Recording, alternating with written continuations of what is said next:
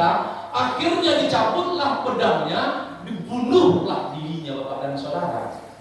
Yang pertama pelajaran yang harus kita ambil, perang yang dia ikuti bukan karena mengharapkan ridhanya Allah, tetapi dia ingin mendapatkan sanjungan dari orang lain. Kemudian pelajaran yang harus kita ambil Bapak dan Saudara, karena tubuhnya pada saat itu Bapak dan Saudara terjadi banyak luka berat di tubuhnya sehingga dia tidak sanggup menahan sakit. Akhirnya dia ambil pedang dan membunuh dirinya dengan seulas pedang. Kemudian bapak-bapak dan saudara-saudara, Rasulullah pada saat itu murka terhadap seorang pemuda tadi. Padahal bapak-bapak dan saudara-saudara, musuh Islam begitu banyak yang dia bunuh. Karena niatnya tadi, karena perbuatannya tadi, akhirnya bapak dan saudara, Rasulullah mengharamkan untuk menyelenggarakan jenazahnya. Bayangkan. Dikatakan oleh Rasulullah, sampai al-qiyamah kelak nanti, di hari kiamat kelak nanti, kata Rasulullah, yang rohnya tidak akan pernah diterima bumi dan langit. Bayangkan, mau berada di mana lagi rohnya tersebut Bapak dan Saudara. Belum nanti lagi di hari kiamat. Maka tempatnya adalah neraka jahanam.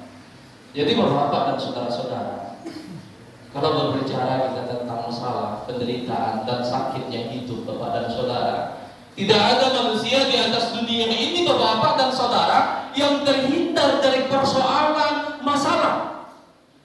Semuanya manusia tidak ada yang terlepas dari persoalan dan masalah. Semuanya manusia tidak ada yang terlepas dari ujian dan musibah. Benar Bapak dan saudara-saudara? Ujian, musibah yang kita terima adalah ujian dari Allah. Menguji, mengukur tingkat keimanan dan ketakwaan kita kepada Allah. Sampai di mana keimanan dan ketakwaan kita menerima ujian yang Allah timpakan kepada kita. Karena janji Allah Bapak dan Saudara, Al-Quran, janji Allah melalui Al-Quran, setelah kesulitan, setelah kesusahan, setelah penderitaan, setelah kesedihan, Allah akan janjikan kemudahan dan kemuliaan kepada kita semua. Bagi kita yang bisa melewati ujian-ujian dan musibah yang Allah timpakan kepada kita. Setelah kesulitan, kemudahan Allah akan berikan. Itu janji Allah Bapak dan Saudara. Makanya itu Bapak-bapak dan saudara-saudara, mari kita bersabar, ikhlas mengharapkan ridhanya Allah atas ujian dan musibah yang menimpa kita. Jangan pernah kita menyalahkan orang lain karena ujian dan musibah yang menimpa kita. Jangan pernah kita mengambil jalan-jalan yang diharamkan oleh Allah untuk bisa kita keluar dari ujian tersebut.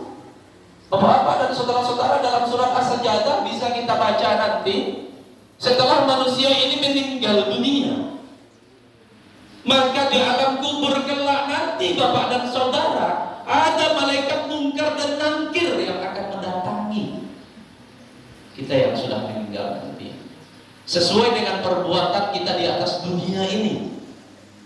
Makanya Bapak dan saudara-saudara, manusia-manusia yang mereka lebih banyak perbuatan dosanya dibandingkan perbuatan ibadahnya, amal ibadahnya di atas dunia, maka dalam surat As-Sajdah itu dijelaskan oleh Bapak dan Saudara, manusia tersebut menjerit meminta kepada Allah, ya Allah, hidupkan saya kembali. Saya tidak akan pernah melewatkan waktu saya sedetik pun tanpa mengucapkan dan membaca kalimat tauhid. Saya tidak akan pernah meninggalkan kewajiban yang engkau pernah tinggalkan. Hidupkan saya kembali ya Allah. Bayangkan Bapak dan Saudara, orang yang sudah mati. Di dalam surat As-Sajdah dijelaskan oleh Allah, mereka minta hidup kembali. Jawaban Allah hanya satu Bapak dan Saudara, tiada tempat bagimu keluar kecuali neraka jahanam. Jadi Bapak-bapak dan saudara-saudara, ada kita yang berpendapat orang yang sudah mati, mereka hidup kembali jadi harimau, jadi babi dan lain-lain. Itu tidak ada Bapak dan Saudara. Orang yang sudah mati, kecuali dengan kuasa Allah Bapak dan Saudara, dalam Al-Quran Al-Quran itu tidak ada manusia yang sudah mati dihidupkan kembali, berubah wujud jadi binatang dan lain-lainnya. Nah, jadi bapak-bapak dan saudara-saudara, jawaban Allah dalam surat As-Sajdah, tiada tempat bagimu kecuali neraka jahanam. Makanya untuk itu bapak-bapak dan saudara-saudara, hidup di atas dunia ini hanya sesaat bapak dan saudara. Kullu nafsin dha'iqatul maut. Semua yang bernyawa itu pasti akan mati. Kapan sakaratul maut itu datang kepada kita, tidak ada di antara kita yang mengetahui. Makanya untuk itu bapak-bapak dan saudara-saudara, mari kita manfaatkan hidup di atas dunia ini untuk memperbanyak ibadah kepada Allah. Dan kita bersyukur kepada Allah bapak dan saudara. Walaupun kita berada dalam penjara, kita bersyukur kepada Allah. Kalau tidak dalam penjara bapak dan saudara, mungkin kita susah untuk beribadah kepada Allah. Kita tidak bisa baca Al-Quran, kita tidak bisa sholat, kita tidak pernah puasa. Karena saya sering dengar dari saudara-saudara kita, Pak Ustaz, aku kalau tidak disiko, ada namanya Khaidir bapak dan saudara yang pindah ke LP pada 7. Dulu sebelum di penjara ini Pak Ustaz, di luar saya tidak pernah puasa, tapi alhamdulillah di penjara ini saya puasa sebulan penuh, tidak pernah bolong. Itu salah satu hikmah dan manfaatnya. Dan saya sendiri bapak dan saudara, disinilah merasakan dasarnya untuk banyak berbuat baik, banyak mendekatkan diri kepada Allah. Kalau di luar kita disibukkan oleh persoalan-persoalan dunia yang tidak tahu wujud pakalnya bapak dan saudara. Jadi disinilah kita difokuskan, diberikan kesempatan untuk mendekatkan diri kita kepada Allah Subhanahu Wa Taala. Karena hidup di atas dunia ini, sebagaimana yang saya sampaikan tadi bapak dan saudara, hanya sesaat. Yang kekal dan abadi adalah di yaumil masyar kelak nanti.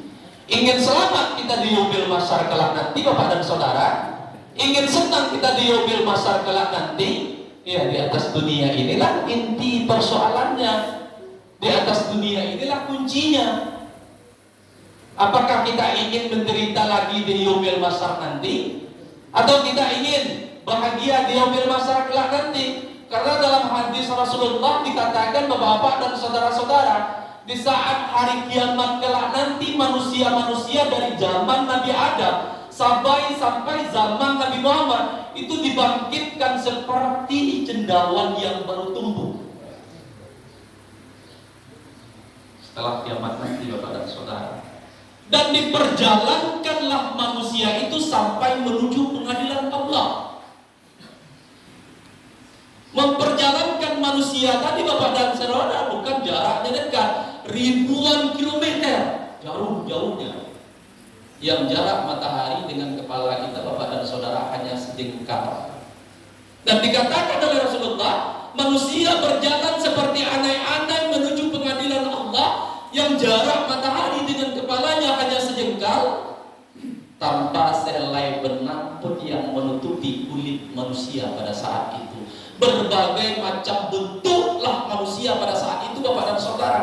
Ada yang lidahnya terjulur keluar, ada yang perutnya besar, ada yang kepalanya sudah mengeluarkan darah dan nanah. Dan ada manusia-manusia yang istimewa, yang mereka memakai kendaraan sorga menuju pengadilan Allah, karena perbuatannya di atas dunia banyak melakukan kebaikan yang mereka lakukan hanya mengharapkan ridha Allah. Semoga kita tergolong itu bapak dan saudara. Bertanya sahabat bapak dan saudara kepada Rasulullah, ya Rasulullah, tanpa memakai selai benang pun yang menutupi kulit manusia pada saat itu, apakah manusia tidak saling memperhatikan antara satu dengan yang lain?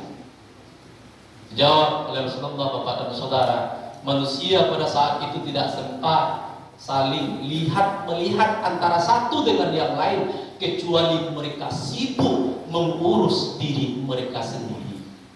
Dan beruntunglah bapak-bapak dan saudara-saudara bagi kita-kita yang di atas dunia mau melakukan kebaikan dan memperbanyak ibadah. Kebaikan ini beda lagi bapak dan saudara, karena Rasulullah juga jelaskan dalam sebuah hadis yang sahih, ada juga orang-orang yang merugi di atas dunia ini. Karena dakwahnya Rasulullah itu bapak dan saudara adalah dakwah seperti sebuah bangunan yang kokoh, pondasinya kuat, dindingnya kuat, lotengnya kuat, atapnya kuat. Bukan pondasinya kuat, dindingnya keropos, atapnya keropos, enggak. Maksudnya Bapak dan Saudara, sebaik apapun ibadah kita di atas dunia ini, tapi kita tidak mau amal ma'ruf nahi munkar. Orang tetangga kita mau berbuat zalim, berbuat zina, berbuat dosa, bermaksiat, biarkan saja. Kita juga dapat dosanya. Jadi makanya waktu itu Bapak-bapak dan saudara-saudara, dakwahnya Rasulullah itu ibarat sebuah bangunan yang kokoh, yang kuat, dari fondasi, dinding, loteng, atap. Di samping ibadahnya kepada Allah, dia mau mengajak orang lain, mengingatkan orang lain, nasihat menasihati antara satu dengan yang lain, tidak saling zalim menzalimi. Kembali kita kepada persoalan awal tadi Bapak-bapak dan saudara-saudara, masalah persoalan bunuh diri. Tadi kita sudah memahami dan sudah mengetahui bahwa perbuatan bunuh diri ini Bapak dan Saudara adalah perbuatan yang diharamkan oleh Allah. Dan azabnya luar biasa sampai hari kiamat kelak nanti. Roh kita itu Bapak dan Saudara tidak diterima di langit dan tidak diterima di bumi. Bayangkan. Dan ditempatkan di neraka jahanam nanti bagi orang-orang yang mengakhiri hidupnya dengan bunuh diri. Masih penting seorang pemuda yang saya sampaikan tadi Bapak dan Saudara, dia berperang membunuh musuh-musuh Islam, musuh-musuh Allah. Banyak musuh Allah yang mati karena pedangnya. Tapi karena dia berperang ingin mendapatkan sanjungan dari orang lain, dia tidak kuat menahan ujian sakit-sakit luka pedang di badannya, sehingga dia akhiri tubuhnya diharamkan oleh Allah menyelenggarakan, oleh Rasulullah menyelenggarakan jenazah. Jadi Bapak-bapak dan saudara-saudara, jangan sampai terulang lagi. Cukup dua orang saudara kita yang mengakhiri hidupnya dengan yang cara diharamkan oleh Allah. Jangan sampai Bapak dan saudara kita juga seperti itu. Sepakat kita Bapak dan saudara? Seberat apapun Bapak dan saudara ujian yang Allah berikan kepada kita, pasti ada jalannya. Dan ingat Bapak dan saudara, semakin tinggi derajat seseorang, ujiannya semakin berat. Apakah kita sanggup?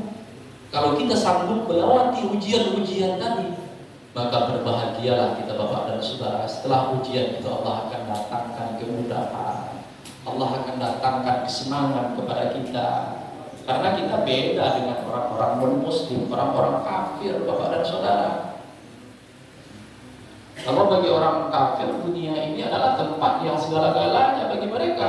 Tapi kalau bagi orang muslim, orang yang beriman dan bertakwa kepada Allah, kehidupan dunia ini hanya untuk mencari bekal di yaumil masrah kelak nanti. Sebagaimana dikatakan bahwa kullu nafsin dha'iqatul maut, semua yang bernyawa itu pasti akan mati, dan kehidupan di atas dunia ini tidak ada yang lama. Jadi untuk itu Bapak-bapak dan saudara-saudara, mari kita renungkan secara bersama, jangan sampai terulang kembali Bapak dan Saudara hal-hal. Kita akhirilah, cukuplah sampai di situ, sampai dua orang saudara kita yang mengakhiri hidupnya dengan cara yang diharamkan oleh Allah. Sebagaimana yang disampaikan oleh Pak Karapas dan Pak Farizal dan juga Komandan Jaga sering sampaikan Bapak dan Saudara, apapun masalah kalian, jangan pernah kalian tidak mau ngomong, berbicara, sampaikan. Karena kita di sini Bapak dan Saudara, kalau persoalan yang berat itu tidak tertampung di otak kita, makanya iblis tadi datang, setan tadi datang. Ya udah, daripada panik kau mikirkan ini itu, penting ambil tali gantung diri kau, selesai katanya. Itu setan yang membisikkan Bapak dan Saudara. Kalau keimanan dalam dada kita tidak ada, kita jarang beribadah kepada Allah, jarang melakukan baca Al-Quran, maka kita akan mengikuti setan.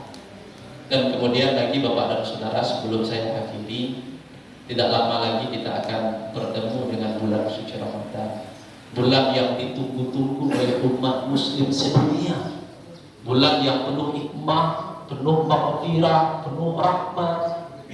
Bersyukur kita Bapak dan Saudara, kita berharap semoga kita dipertemukan oleh Allah dengan bulan suci Ramadan, sehingga di bulan suci Ramadan tadi kita perbaiki ibadah kita perbaiki, mendekat 1 Syawalnya, di hari raya Idul Fitrinya, kita kembali kepada fitrah awal kita seperti bayi yang baru dilahirkan ke atas dunia. Dan kita berharap Bapak dan Saudara, semoga aja nanti Pak Kelapas bisa mengadakan acara menyambut bulan suci Ramadan 3 hari atau 4 hari menjelang Ramadan ya Pak ya. Dan kalau bisa Bapak dan Saudara, kita bisa berdoa. Kalau di luar itu Bapak dan Saudara, kalau di daerah saya di Monopo menjelang Ramadan itu masyarakat itu lah gemar itu mendagiah kambing, mendagiah ayam, mulai daging, mendoa menyambut bulan suci Ramadan. Untuk Pak Suroto bisa balik kambing besok ya Pak ya. Kita doakan rezeki Pak Kelapas ada, Pak Kelapas beli kambing, kita makan kambing, di saat berdoa menyambut bulan suci Ramadan. Setuju para saudara? Yang intinya kita harus mendekatkan diri kepada Allah, ikuti program-program yang dilakukan oleh Lapas. Program ini bukan buat Pak Suroto loh Pak. Program pembina ini buat kita semua.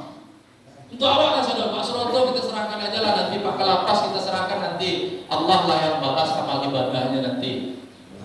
Yang jelas intinya kita masuk sini tidak bisa sholat, pulang bisa sholat nanti. Awalnya sebelum kita masuk lapas, setelah masuk lapas kita pulang bisa baca Al-Quran, bisa menyelenggarakan jenazah, dan insya Allah nanti Bapak dan Saudara yang sebagaimana yang Pak Kelapas sampaikan di bulan Ramadan nanti, di saat 17 Ramadan kita ada perlombaan azan, perlombaan membaca surah pendek, kemudian ada satu lagi, saya lupa perlombaan yang tidak lagi. Jadi ada 3 perlombaan Bapak dan Saudara di 17 Ramadan pas di Nuzul Quran itu menjelang itu akan kita adakan. Itu perwakilannya setiap kamar. Jadi mulailah Bapak dan Saudara memilih orang-orang di kamarnya siapa yang akan azan, siapa yang akan membaca surah pendek, minimal 15 surah pendek. Dan nanti di bulan Ramadan Bapak dan Saudara dipilihkan setiap kamar, ada yang membawa acara protokolnya, dan ada yang baca Al-Quran, serta ada kultumnya ya Pak ya. Ada kultumnya dari per kamar, 30 malam, 30 kamar dapat jatah semuanya. Itu wajib. Jadi mulai dari sekarang, liriklah teman-teman di kamar. Bagi yang tidak bisa membawa acara, nanti bisa tanya Pak Haji, bisa tanya saya. Soalnya nanti saya coba ketikkan tata cara menjadi seorang pembawa acara. Nanti saya ketikkan hafal itu semuanya, dan mulailah menghafal surah-surah pendek, minimal 15 surah pendek yang nanti yang akan diperlombakan, dan juga hadiahnya. Hadiahnya insya Allah nanti luar biasa Bapak dan Saudara. Ya Pak ya. Jadi makanya untuk itu semangatlah kita mendekatkan diri kepada Allah, dan semangatlah kita untuk mengikuti pembinaan-pembinaan, dan kita perbaiki akidah dan etika kita. Kalau akidah dan etika kita sudah diperbaiki, insya Allah Bapak dan Saudara, orang lain akan senang kepada kita. Masih ada orang lain yang tidak senang melihat kita, karena etika dan akidah kita sudah baik, kita serahkan kepada Allah. Biar Allah lah yang ngurus hal-hal yang seperti itu. Setuju Bapak dan Saudara? Jadi mungkin itu Bapak dan Saudara-saudara yang dapat saya sampaikan pada kesempatan yang sederhana ini. Semoga ada manfaatnya bagi kita semua, terutama bagi saya menyampaikan. Terdapat kekhilafan dan kesalahan dari cara menyampaikan, saya tidak lupa minta ampun pada Allah dan mohon maaf kepada kita semua. Ada dimaafkan Bapak dan Saudara? Akhir kalam, wa billahi taufiq wal hidayah.